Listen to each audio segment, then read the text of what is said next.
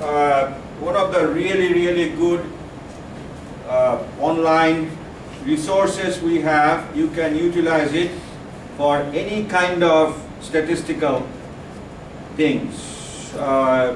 It says teach Star Trek, teach yourself statistics. You can start with the very basics: mean, median, mode, central tendency, dispersion, all the way to all these advanced statistics step by step. And if you look at the last page, there is a link which says next lesson, so you can move on to the next lesson. So let's see what it is talking about. When you are talking about first thing is, when you guys write your research proposal, you do write a research hypothesis, right? Normally. There are two ways you can talk about those. You do not need to write research hypothesis all the time. You might have research questions. Another issue is, if you are writing a research hypothesis, exactly what is a hypothesis? If you look at this first page, it says a statistical hypothesis. In fact, any hypothesis you are writing, you are making an assumption about a population parameter. A population parameter which is basically, we are talking about mu, the population mean. So the assumption is, so when we are talking about this, we are saying that we did a study on this population and this was the mean, the population parameter mu. Now, you are going to do a study and the same population, but you are drawing different samples. When you are drawing different samples, you know that sample mean X bar is definitely going to be different every time you create a different sample, right? So,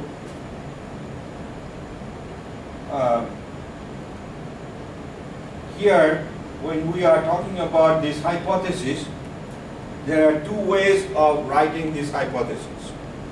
First of all, we present the hypothesis in a null form. And this null form, if you look at this page here, we write it as H sub 0. That is the null hypothesis, meaning like there is no relationship between poverty and criminal behavior. When you are using the word no relationship, these two words, that means it's a null hypothesis. The other one is called alternate hypothesis. It is either written as H sub A or H sub 1. If you look at our textbook, it is using H sub 1. That is the alternate hypothesis. In alternate hypothesis, it will say there is a relationship between poverty and criminal behavior. So it's different. When we are testing our hypothesis, we are basically trying to find out whether we reject this null hypothesis or we accept the null hypothesis. That's what we do.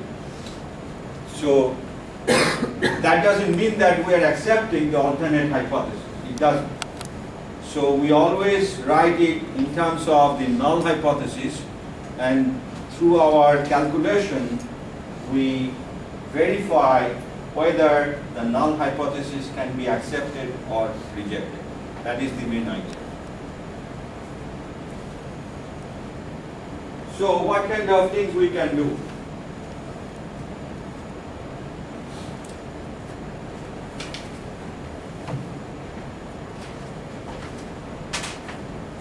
Okay, how many pages you have in this one? 3 pages?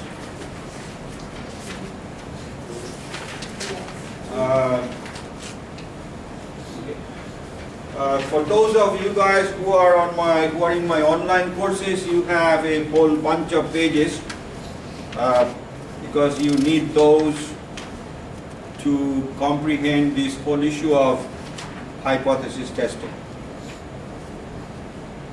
So let's look at these handout.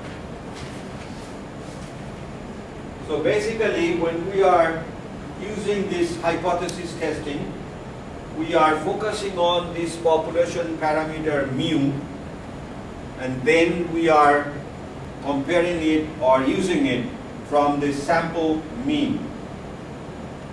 Then we are also calculating the standard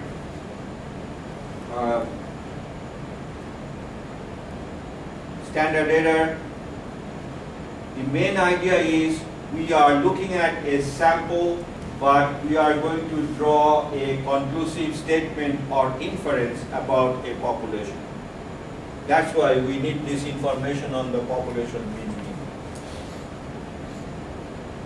So how we are doing it?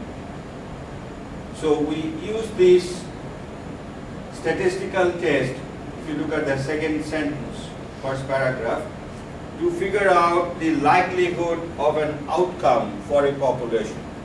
So we use the z-test. Since we are using the z-test or the z-score, it is necessity that we know the population standard deviation. We have to know that.